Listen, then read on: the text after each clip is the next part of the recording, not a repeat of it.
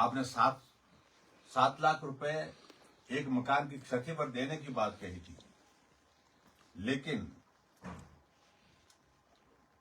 हजारों लोगों के जिनके मकान चले गए उनको वो मिला नहीं है, और जिनको मिला भी है उनको एक किस्त के रूप में कुछ लोगों को मिला है, लेकिन उसके बावजूद सभी लोगों को नहीं मिला है। तो इसलिए ये राहत की बातें ठीक तरह से नहीं हो पा रही हैं। ये बात बड़ी तय है, ये अलग विषय है, इस पर मैं बाद में बोल सकता हूं, लेकिन मैं आज में बोलना नहीं चाह रहा इस पर। लेकिन इतना मैं जरूर कहना चाहता हूं कि केंद्र सरकार से मदद तब भी मिली है और केंद्र सरकार से अब की बार भी मदद मिली। सर, सरकार ने हिमकेयर योजना जो है निजी अस्पतालों में बंद कर दी है, क्या कहेंगे सर? देखिए, इस वर्तमान सरकार का एकमात्र उद्देश्य है, जो चला है उसको बंद करिए, जो अच्छा काम किया है उसको बंद करिए। हिमाचल प्रदेश में इस वक्त हिमकेयर के माध्यम से लाखों लोगों का स्वास्थ्य का इलाज हुआ है, लेकिन उसके बावजूद वर्तमान सरकार जो हालात पैदा कर रहे हैं इस योजना को बंद करके प्राइवेट सेक्टर में, मैं समझता हूं उसका मैकेनिज्म डेवलप करना चाहिए मॉनिटरिंग करने का। इसको बेहतर करिए। आप उसमें बैठ करके कोई रास्ता निकाल सकते हैं जिसमें अगर आपको लगता है कि गड़बड़ी कुछ लोग कर रहे हैं, उनके खिलाफ कार्रवाई करिए, किसने रोका है। लेकिन इसके बहाने सब कुछ बंद करना, स्टाफ सिलेक्शन कमीशन बंद रहा 1 साल से ज्यादा समय तक, 1.5 साल बंद रहा, समाधान था क्या वो? हजारों बेरोजगारों को नौकरी की जो उम्मीद थी उस पर पानी फेर दिया आपने, क्योंकि इंटरव्यू नहीं हो पाए, सिलेक्शन का प्रोसेस ही बंद कर दिया गया, रोजगार का प्रोसेस ही बंद कर दिया गया। और इस तरह से जो हिमकेयर एक ऐसी योजना जिसका बहुत व्यापक प्रभाव है, जिसका व्यापक दायरा है, और उसको इस प्रकार से बंद करना प्राइवेट सेक्टर में, मैं समझता हूं इससे बेहतर ये होता कि आप कोई मैकेनिज्म डेवलप करते, अगर वहां गलत हो रहा है उसको ठीक करने। सरकारी हॉस्पिटल में मुझे कोई आपत्ति नहीं, लेकिन जहां इमीडिएट किसी व्यक्ति का इलाज होना है, उसकी ट्रीटमेंट की जरूरत है, वो लंबा इंतजार नहीं कर सकता। लेकिन गवर्नमेंट हॉस्पिटल में बहुत प्रेशर होने के बावजूद जब डेट कई बार लंबी मिलती है, उस सूरत में वो आदमी अपने पीड़ा के दौर झेलते झेलते कई बार तो दुनिया से ही चला जाता है। इसके लिए इंतजाम किया गया था। अगर गवर्नमेंट हॉस्पिटल में उस तरह की व्यवस्था जल्दी नहीं मिल पा रही है, जिस पेशेंट को तुरंत इलाज की जरूरत है, तुरंत उसके ऑपरेशन की जरूरत है, उसको पीड़ा से निजात जल्दी से जल्दी दिलाया जा सके, उसके लिए हमने प्राइवेट सेक्टर में ही किया था।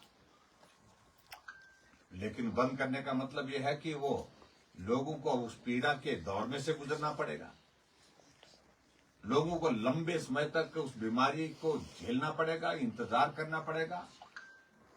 4-4 महीने 6-6 महीने की डेट MRI और CT स्कैन की हो रही थी। छोटे छोटे ऑपरेशन, छोटे छोटे ट्रीटमेंट के जो प्रोसीजर करने हैं, उसके लिए 3-3 बार 4-4 बार डेट एक्सटेंड हो रही है। मैं सरकारी डॉक्टर को, सरकारी हॉस्पिटल को दोषी नहीं ठहराता हूं, बिल्कुल भी, लेकिन उनके ऊपर दबाव है, वहां पर वर्कलोड इतना ज्यादा है। डॉक्टर की भर्ती आपने पिछले 20 महीने में एक भी डॉक्टर की भर्ती हिमाचल प्रदेश में नहीं हुई है, जबकि मैं 500 पोस्टें क्रिएट करने के साथ साथ 300 डॉक्टरों की भर्ती अंतिम दिनों में, जब हमारा चुनाव आ रहा था, चुनाव से पहले करके आया। आपने एक डॉक्टर लगाया, कहां जाएगा मरीज जिसको इलाज की तुरंत जरूरत है, और विवश होकर के फिर उसको अपनी जगह जमीन जो है, घर बार जो है, गिरवी रख करके इलाज करना पड़ेगा। मैं समझता हूं ये बहुत बड़ा एक इस तरह का संवेदनहीनता का परिचय दिया है मुख्यमंत्री जी ने। अगर वहां गलत हो रहा है, उस गलत को रोकने के लिए अनेकों विकल्प हो सकते थे, रास्ते हो सकते थे, जो उनको करने चाहिए। केंद्रीय जांच एजेंसियां जब हिमाचल प्रदेश में दबिश देती हैं, सरकार के नेता आपसे जोड़कर उन रेड्स को देखते हैं। इस बार की भी बात करें, आपका दिल्ली दौरा था, और ईडी ने दबिश दी और कांग्रेस के एक बड़े विधायक के घर में रेड हुई। अब आप क्या कहेंगे?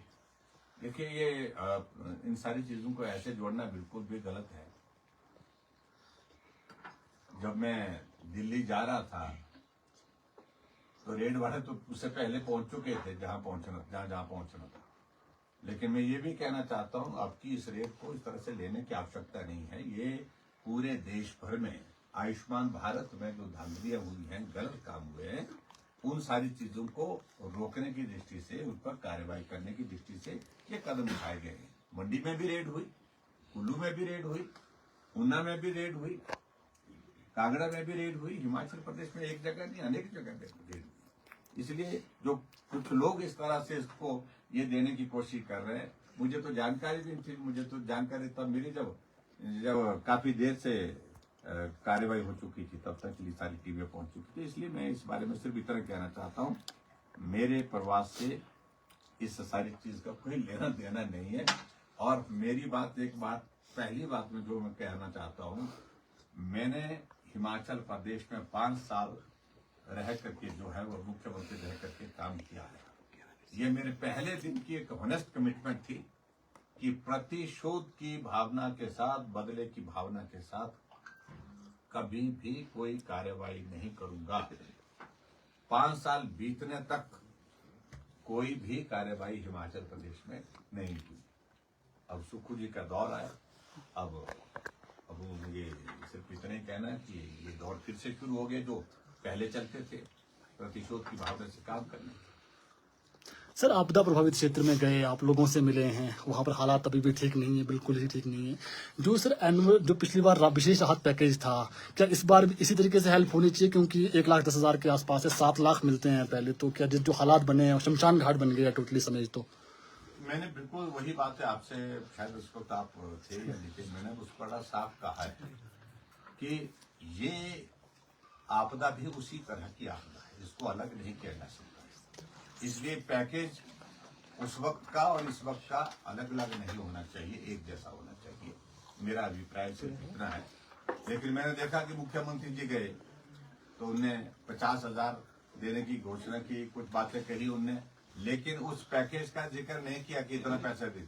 पिछली बार जब आपदा के दौरान जहां बे है, मुख्यमंत्री जी ने तो कहा ही कहा, लेकिन जो कांग्रेस के जो छुट भैया नेता थे वो भी कहते थे 7 लाख देंगे, कोई बात नहीं, 7 लाख देंगे, पीठ पर हाथ रख करके।